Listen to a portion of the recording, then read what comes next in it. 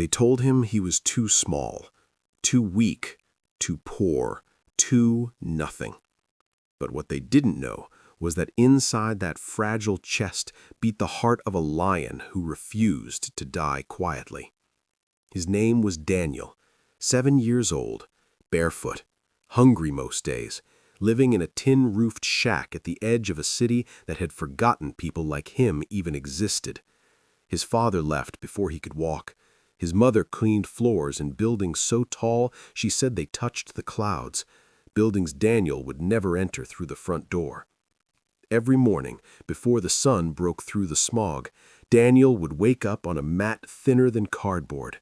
The cold bit through it. His stomach growled, but his eyes would find the one thing pinned to the cracked wall above him, a torn magazine page, faded, wrinkled from being touched too many times. On it, a man in a white coat stood in a bright hospital, surrounded by grateful faces, a doctor. Daniel didn't know his name. Didn't matter. That man represented something Daniel had never experienced in his own life: hope, purpose, the ability to heal instead of hurt, to build instead of break. He whispered the same words every single morning. One day, that will be me. The kids at the government school laughed at him. When the teacher asked what they wanted to be, they shouted, "Cricketer, engineer, pilot." When Daniel stood up and said, "Doctor," the room erupted. They pointed at his torn shirt, held together by safety pins, his shoes that were 3 sizes too big, donated from some charity bin. They laughed so hard the teacher had to quiet them down. "Daniel," she said, not unkindly, but with the tired voice of someone who had seen too many broken dreams, "do you know how long it takes to become a doctor? How much it costs? Be realistic, child." Realistic. That word became a knife they all used to stab his dream. His uncle said it. His neighbors said it. Even his mother, exhausted from scrubbing floors 14 hours a day, said it. "Baby, I love you, but we need to be realistic. Maybe you can work at a pharmacy, sell medicines. That's close enough, no?" Close enough. As if dreams had a budget version. But Daniel didn't argue. He just nodded, smiled, and kept that magazine page pinned above his mat. School was 5 kilometers away. No money for the bus, so he walked, barefoot at first, until his mother saved for 3 months to buy those oversized donated shoes. They gave him blisters that bled, but he wore them anyway because she cried when she gave them to him. Pride and heartbreak mixed in those tears. The other kids arrived in cars, in auto rickshaws, on bicycles. Daniel arrived covered in dust, sweating, sometimes late because he had to stop and work for 30 minutes at the tea stall just to earn enough for a pencil or a notebook. The teacher taught from books Daniel couldn't afford, so he memorized. Every word she wrote on the board he photographed with his mind. He would come home and write it all down on old newspapers with a pencil worn down to a stub, the margins filled with diagrams of the human body he drew from memory. His mother would find him at midnight, eyes red, still studying under a borrowed lamp powered by stolen electricity from the street pole outside. "Sleep, baby. You'll get sick." "I can't, Mama. I have to catch up. I'm already so far behind." Behind. That's what poverty does. It doesn't just take your money. It steals your time, your energy. Your starting line is miles behind everyone else's, and they expect you to run the same race. But Daniel ran. God, how he ran. When he was 10, his mother got sick. Fever that wouldn't break, coughing that sounded like her lungs were tearing apart.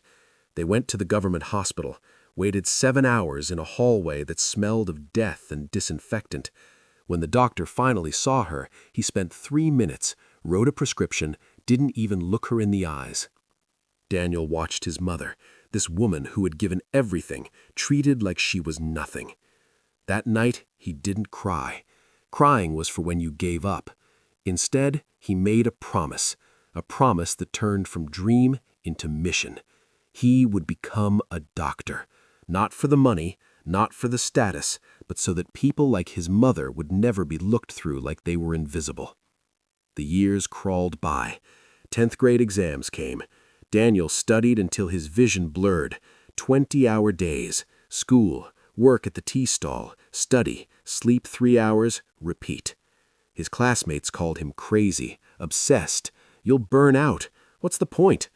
The point was every time his mother winced from pain she couldn't afford to treat. The point was every kid in his neighborhood who died from diseases that could have been cured. The point was that someone had to break the cycle, and if not him, then who? Results came. Top of his school, scholarship to a better school for 11th and 12th. His mother cried. His neighbors who had laughed suddenly wanted to take credit. We always knew he was special. Liars, all of them. They knew nothing. The better school was in a better area. The kids there had cars, designer bags, tutors who cost more per month than his mother earned in 6 months. They studied in air-conditioned rooms. Daniel studied under a street lamp. They practiced on expensive models and equipment. Daniel drew diagrams on newspaper. But here's what they didn't have. They didn't have hunger, real hunger. Not for food, though Daniel knew that too. Hunger for a different life. Desperation that burned so hot it could melt through any obstacle. While they complained about the syllabus, Daniel devoured it. While they took breaks, he took notes. While they slept peacefully, he fought nightmares of failure, waking up in cold sweat, grabbing his books like they were the only life raft in a drowning ocean. The medical entrance exam, the monster every aspiring doctor fears. Hundreds of thousands of students, a handful of seats. The odds were designed to crush dreams. Daniel's coaching center was the cheapest one. The teachers were fine, not great. The students there knew they were the underdogs. Most had already accepted they'd fail the first time, maybe the second, maybe forever. But not Daniel. Failure wasn't on his list of options. He couldn't afford it.